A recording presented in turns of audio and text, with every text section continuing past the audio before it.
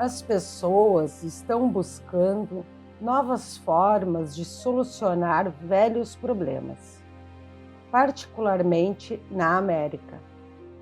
Mas até que compreendam a verdadeira natureza da vida, do ego e das leis da existência, apenas aumentarão a força do ego e sua dor continuará. Enquanto registro para você, nas páginas seguintes, a simples verdade que trouxe há 2 milênios, lembre-se de que esta verdade permanece constante e consistente. Portanto, só é possível aprofundar sua compreensão da verdade, não alterá-la.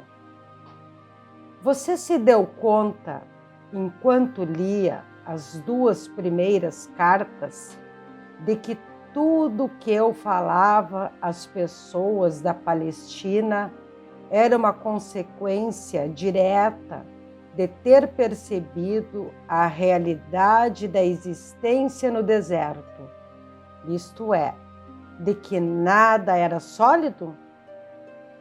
Você lembra que em meu estado transcendente, ao olhar as rochas, areias, montanhas e águas do Mar Morto abaixo de mim, tudo parecia ser como um cintilar de partículas? A rocha, areia, montanhas e água distinguiam-se uma das outras simplesmente pela diferença de intensidade e do cintilar de partículas e pela aparente densidade delas dentro do clarão.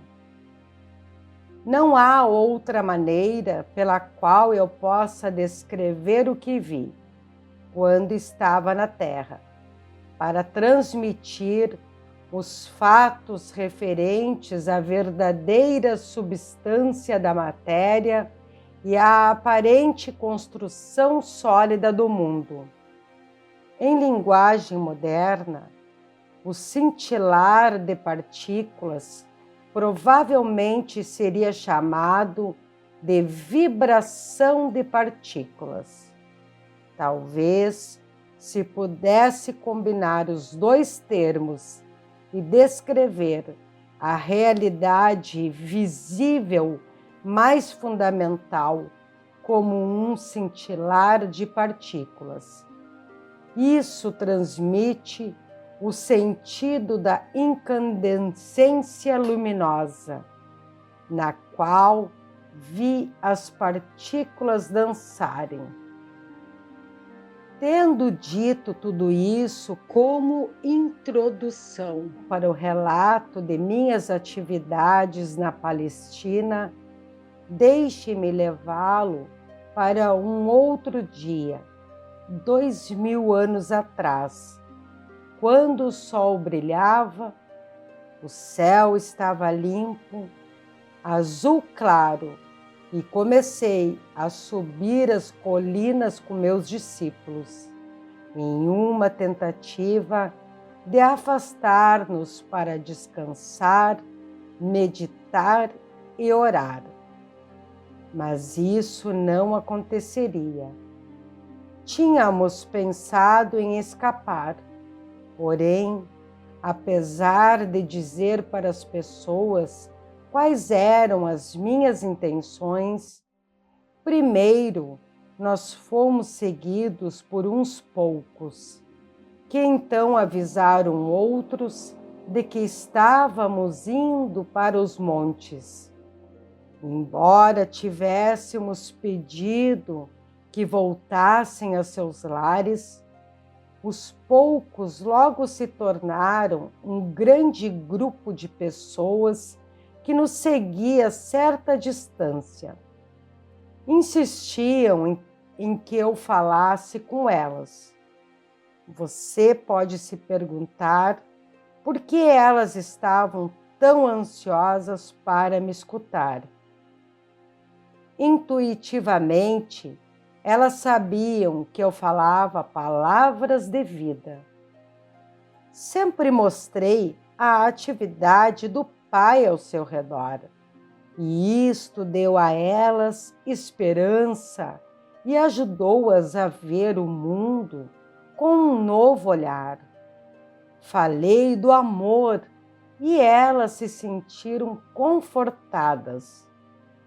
Foi por isso que pude dizer, sabendo que elas me entenderiam e que estariam de acordo comigo: venha a mim você que está cansado e oprimido, e darei a você descanso. Meu jugo é suportável e minha carga leve. Elas sabiam que, quando eu pronunciava estas palavras, o que fazia com frequência, estava comparando as regras e leis dos líderes judeus com a verdade que estava apresentando ao povo.